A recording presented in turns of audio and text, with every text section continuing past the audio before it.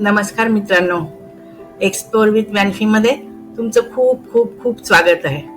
आत्ता सकाळचे 6 वाजले आणि आम्ही आहोत शेगावला. गजानन महाराजांच्या दर्शनासाठी आता आम्ही निघतोय. काल रात्री आम्ही इथे पोहोचलो होतो आणि हॉटेलमध्ये स्टे केला होता. मागचा जो आमचा व्हिडिओ होता तो हिंदीमध्ये होता, पण यावेळेला गजानन महाराजांचा व्हिडिओ आम्ही खास मराठी प्रेक्षकांसाठी करण्याचं ठरवलेलं आहे.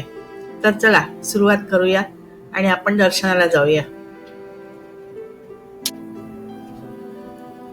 प्रवेश करण्यापूर्वी आम्ही आमची जोडे आणि पादत्राणे स्टँडकडे ठेवायला चाललेलो आहोत आणि ही सुविधा सगळ्यांसाठी फ्री ऑफ कॉस्ट आहे.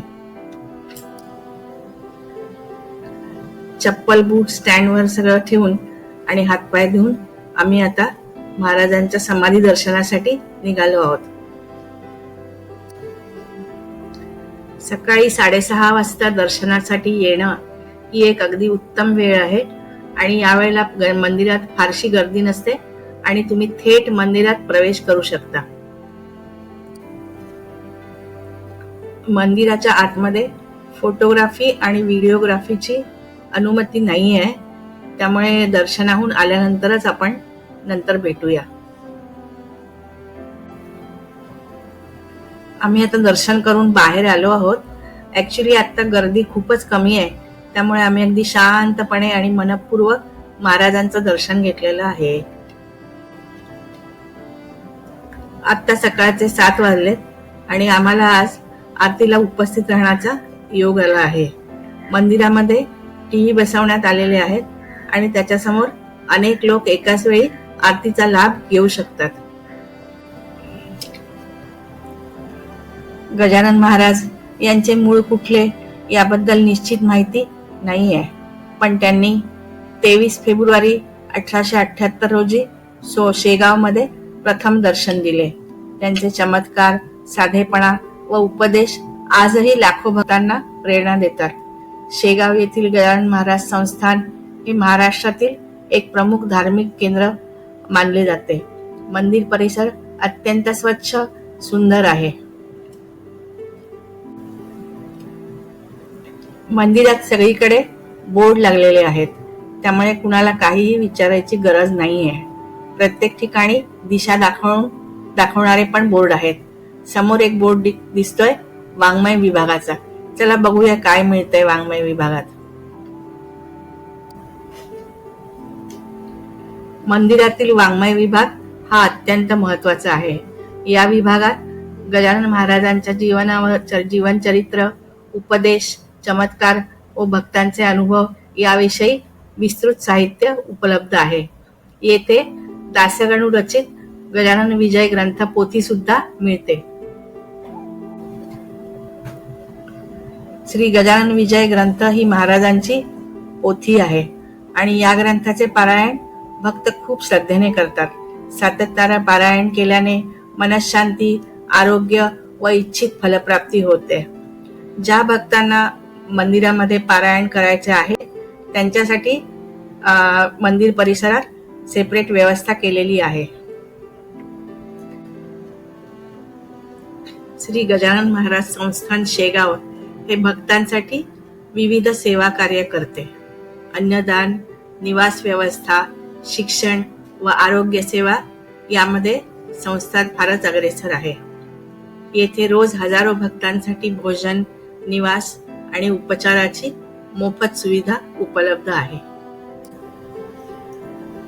हे जे सभागृह तुम्ही बघताय हे राम मंदिराचे सभागृह आहे आणि इथे बसण्याची अगदी उत्तम सुविधा उपलब्ध आहे. हे मंदिराचे महाप्रसादालय आहे आणि हा महाप्रसाद एक अत्यंत शुद्ध अनुभव आहे. प्रत्येक दिवशी हजारो भक्त महाराजांच्या प्रसादाचा लाभ घेतात. स्वच्छतेसह भक्तिभावाने बनवलेला हा प्रसाद अन्नदानाचे महत्व अधोरेखित करतो.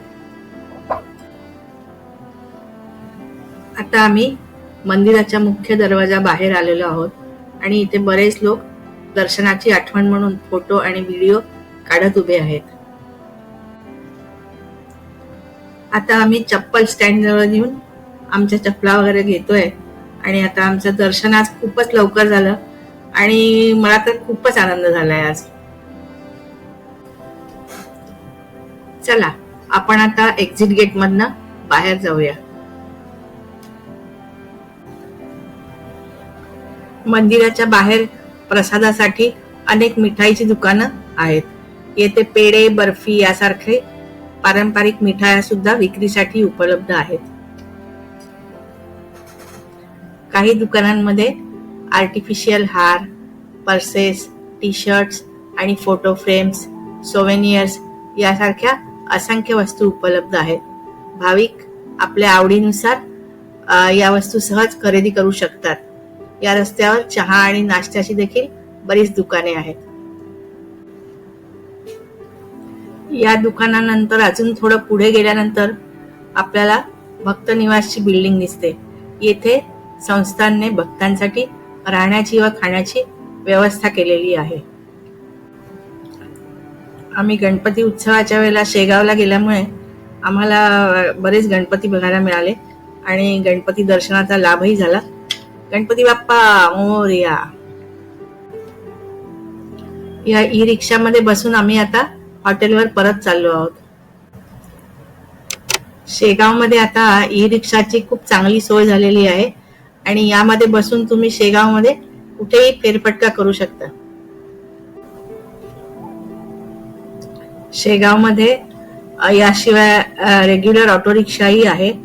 मंदिराजवळ आणि आनंद विहार जवळ दोन्ही ठिकाणी रिक्षा स्टँड उपलब्ध आहेत. तसेच संस्थांतर्फे फ्री बस देखील चालवली जाते.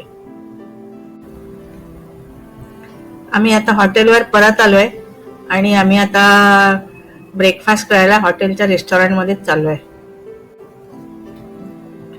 आम्ही ऑर्डर केले मसाले डोसे आणि पोहे. तर मसाला डोसा तो ऑलरेडी आलेला आहे आमचा आणि आता पोहे आलेले आहेत. आणि चला आता आपण नाश्त्याचा मस्त आनंद घेऊया. आणि चहाचा 1 कप तर पाहिजेच.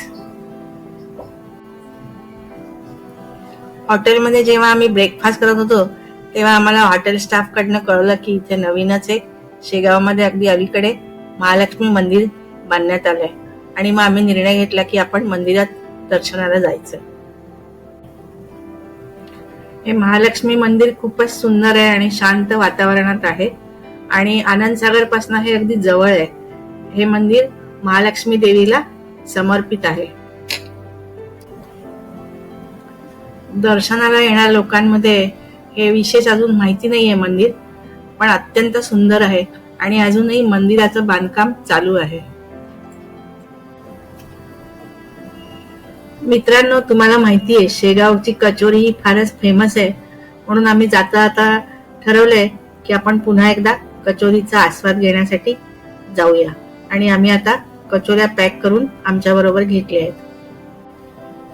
मित्रांनो, आता आम्ही शेगाववरनं जळगावला चाललेलो आहोत आणि म्हणून मी हा व्हिडिओ इथेच समाप्त करते. जर का तुम्हाला हा व्हिडिओ आवडला असेल तर लाईक करा, शेअर करा आणि सबस्क्राईब नक्की करा. आम्ही लवकरच तुम्हाला पुढच्या व्हिडिओत भेटू. Thank you for watching my video. Like, share and subscribe. Have a good day.